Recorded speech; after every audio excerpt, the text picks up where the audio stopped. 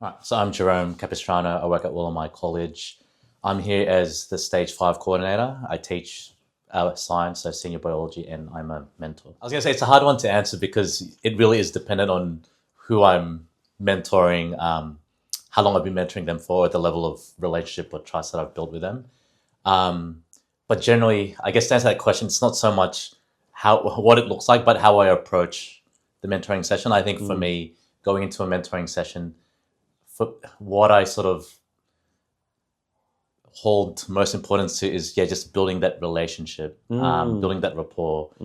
Because I think the more the students feel that you really want to get to know them, the more that they'll be able to open up. And I think from that, that's where you can start to guide them better. They're more open to your advice, to your responses, if they feel connected and they feel that you really 100%. Yeah. And so for me, like, and you can probably agree with this, having so many mentees and students, like trying to remember lots of information it's quite hard.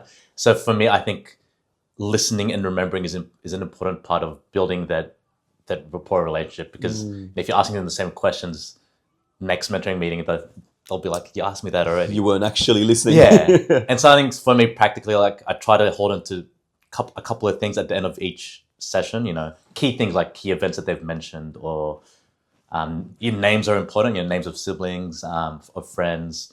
Sure. And then I try to remember those. So, I'm sure everyone's got their own system, writing it down or typing it somewhere. And I always start off a mentor meeting, the next one, to try and to bring up at least one of those things. Yeah. Hey, you told me about this last time, how'd you go in that game? Yeah. Or how's your grandma going? Like, those key things, because I think that builds that relationship, that rapport, that you're actually listening. I recently picked up a senior student, U12, because their current mentor had to move school. So, but I've taught this boy since year 9. So it was interesting getting to know him as a mentor and getting to see what's really happening in his life. Because from year 9 all the way through to year 12, I just thought, this guy's the perfect student. He's got everything together.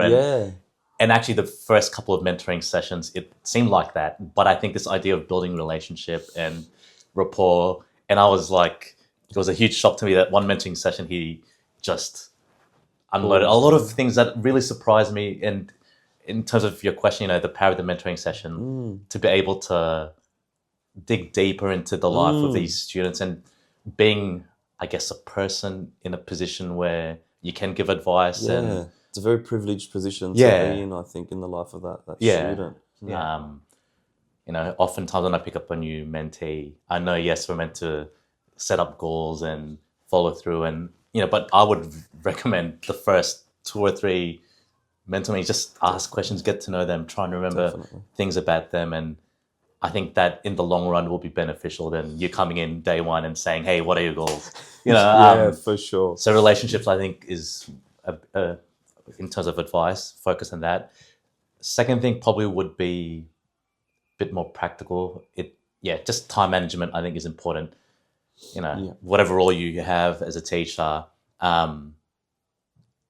it's easy to sort of get caught up in one aspect of your teaching career, and then you forget about your mentoring, or you focus on mentoring and then you forget about your teaching, your classroom. So good time management, I think, is important, because I think consistency in meeting with the mentees is important. It goes back to the relationship. So it's important that you meet with them regularly enough. And in order to do that, you've got to be good with your time.